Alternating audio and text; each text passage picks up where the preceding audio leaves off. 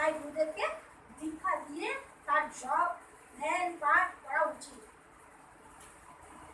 শিষ্য বলছে, ইতিপূর্বে বলেন ব্রহ্মা বিষ্ণু মহেশ্বর অন্যান্য সকলেই গুরু, আবার এখন বলিতেছেন গুরুদেবের দেহে ইহা নিত্য অবস্থান করেন, এ কথার অর্থ কি? তখন গুরু বলছে, বাবা গুরুই সব, এই জ্ঞান হচ্ছে চরম জ্ঞান।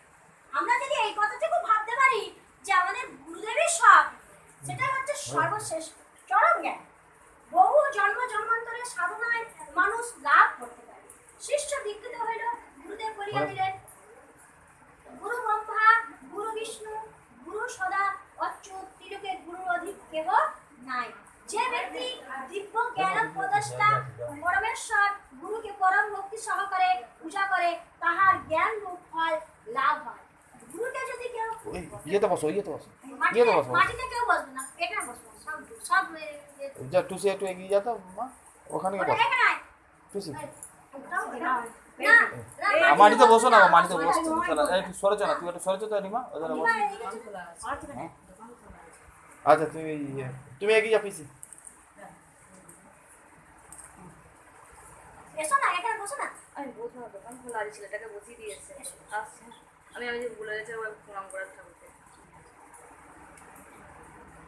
গুরুতে মানুষ বুদ্ধি মন্ত্রে অক্ষর বুদ্ধি আর প্রতিমা সকলে শিরা বুদ্ধি করিলে নরকে ওকে একটু প্রসাদ দিত, আমি দিয়ে দেবো। নরকে গমন করতে হয়। শিষ্য গুরুদত্ত মন্ত্র সাধনা করতে থাকে। গুরু মন্ত্র ইষ্টে তিনটি, একটি প্রত্যহ জপ করে, ইহা ধারণা করো তো জপ করে। বলছে আমরা কিন্তু গুরু মন্ত্র ইষ্ট এই তিনটিতে কিন্তু কোনো ভেদ নেই। গুরু মন্ত্র ইষ্টে কোনো নাহি কবে, তিনটি একটি ইহা বলিছেন।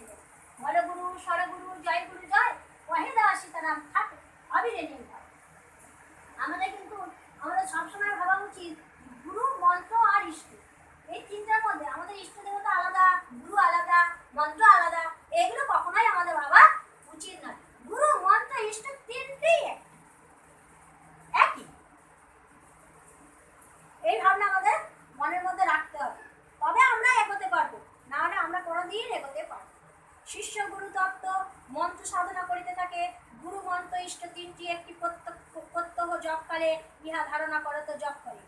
গুরুদেবের নিকট মনে মনে প্রার্থনা জানায়, প্রবেশে গুরু মন্ত্র ইষ্ট তিনটি, একটি ইহা ধারণা করিতে সমর্থ। পরে গুরুদেবের পূর্ণ স্বরূপ বুঝিবার জন্য গুরুদেবের দেহে এই এই দেবতা আছেন বলা যায়। আমরা কি ভাবি গুরুদেবের দেহে কিন্তু সমস্ত দেবতা অবস্থান করে, এটা কিন্তু ঠিক না। আমরা গুরুদেবকে গুরুরূপে জ্ঞান করছি, যেমন গুরুদেবকে আমাদের সবসময়ের জন্য ভগবান রূপে জ্ঞান করা উচিত। আমাদের গুরুই তো ভগবান। গুরু যদি আমাদের না থাকতো আমরা ভগবানের দর্শন পেতাম না, ভগবানের কাছাকাছি যেতে পারতাম, কখনোই পারতাম না। আমরা গুরু নিয়েছি বলেই আমরা কিন্তু ভগবানের কাছাকাছি যেতে পারি, মোক্ষ লাভ করতে পারি। অনেক শিষ্য